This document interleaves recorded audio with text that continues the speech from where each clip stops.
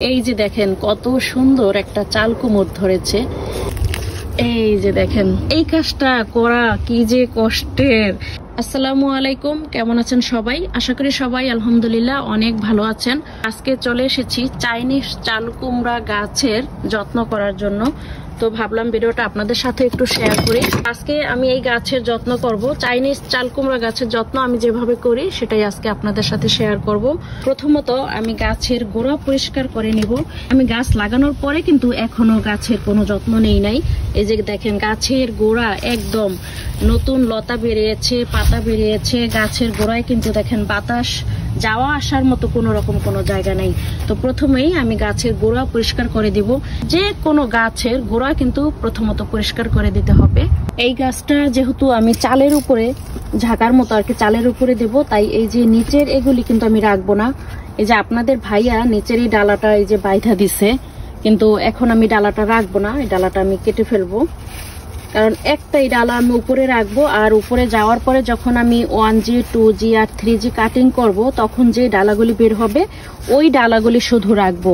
কিন্তু এই যে নিচের থেকে যে ডালা বের হয়েছে নতুন, এখন এই যে এটা কিন্তু রাখবো না, গোড়া থেকে কেটে ফেলাবো। এই যে দেখেন কত বড়, মায়া করা যাবে না। দয়া মায়া করলে কিন্তু ভালো ফসল পাওয়া যাবে না, কোনো মায়া দয়া করা যাবে না। এই যে আমি কত বড় ডালাটা কেটে ফেলেছি। তো এটা যে ফেলে দিব এমন কিন্তু না, এটা আমি রান্না করে খেয়ে ফেলবো। অন্যান্য কিছু সবজি বাগান থেকে তুলবো, সবকিছুর সাথে মিলিয়ে এটা রান্না করে ফেলবো। এইভাবে করে আমি সবগুলি এই যে একদম গোড়াটা পরিষ্কার করে দিব। এই যে এখানে আরেকটা বের হয়েছে, এই যে দেখেন এই যে নতুন নতুন কত মাথা বের হয়েছে, নিচ থেকে অনেক টেঙ্গি বের হয়েছে। এই যে এগুলি কিন্তু একদম নরম, রান্না করলে কিন্তু খুবই নরম হয়ে যাবে, কারণ একদম ছোট ডগা। এই গোড়াটা পুরো পরিষ্কার করে দেব, গোড়ায় কিছুই রাখবো না। এই যে গোড়া সব কেটে ফেলতেছি, সব কেটে ফেলবো। এই যে গাছের নিচের থেকে একটু উপরে এই যে এখানে আরেকটা ডগা বের হচ্ছে, আমি এইটাও রাখবো না, এইটাও এখান থেকে সরাই ফেলাবো। কারণ এটা এই একটা ডগা মেন যেই গাছটা, শুধু এই গাছটা আমি উপরে চালের উপরে দেবো, মেন ছাড়া বাকি যা আমি সব এখান থেকে কেটে ফেলবো। গাছের যত আগাছা এইভাবে আগাছাগুলি সব ছাঁটাই দিতে হবে। গাছের গোড়ার এই যে 3-4 ইঞ্চির মতো জায়গা, আমি এই জায়গাটা সবকিছু এই যে কেটে ফেলছি। এখন আমি গাছের গোড়ার এই মাটিগুলি নাড়ায় চাড়াই দেবো, মাটিগুলি এভাবে নাড়াই দিব।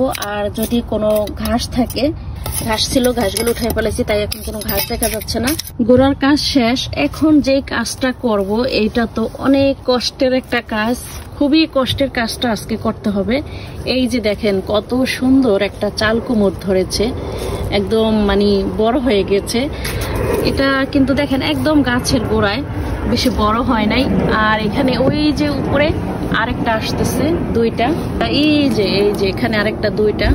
তো আমি যেহেতু গাছটা ওই চালের উপরে দেব, তাই এখন আমি গাছে কিন্তু এই ফলগুলি রাখবো না।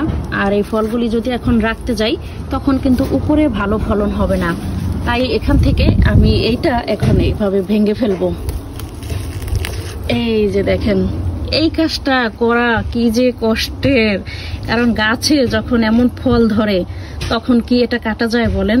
আর এইটা কাটতে কিন্তু অনেক কষ্ট লাগে। যে আমি গাছের গোড়াও পরিষ্কার করলাম এখান থেকে ফলটাও, কারণ এই ফল আমি রাখবো না, এখানে রাখলে দেখা গেছে উপরে ফলন কম ধরবে। এই যে আরেকটা, এই যে দেখা যায় আরেকটা, এটাও এখান থেকে ভাঙ্গা ফেলাইছি। এই যে এটাও ভাঙ্গা ফেলাইছি, দুইটা। তারপরে এই যে জানি না এখানে মনে হয় আরেকটা হইতেছে, প্রত্যেকটা গিরায় গিরায় দেখা যেতেছে ছাড়ছে। তো ওগুলি বড় হইলো, ওগুলো আমি রাখবো না। এখন এটা এই যে উপরে উঠবে, উপরে দিয়ে দেবো, চালের উপরে যেন উঠে যায়। এই মাথাটা আর একটু বড় হইলে যখন এই চালের কাছে যাবে তখন এখান থেকে মাথাটা ভেঙে দেব। এখন ভাঙবো না, এখন থাকুক। আপাতত গাছের পরিচর্যা এখানেই শেষ। আজকের ভিডিওটা কেমন লাগছে আপনাদের জানাবেন। ভিডিওটা ভালো লাগলে একটা লাইক দিয়ে ভিডিওটা শেয়ার করে দিবেন। ধন্যবাদ সবাইকে, ভালো থাকবেন সবাই। দেখা হবে পরবর্তী ভিডিওতে নতুন কিছু নিয়ে।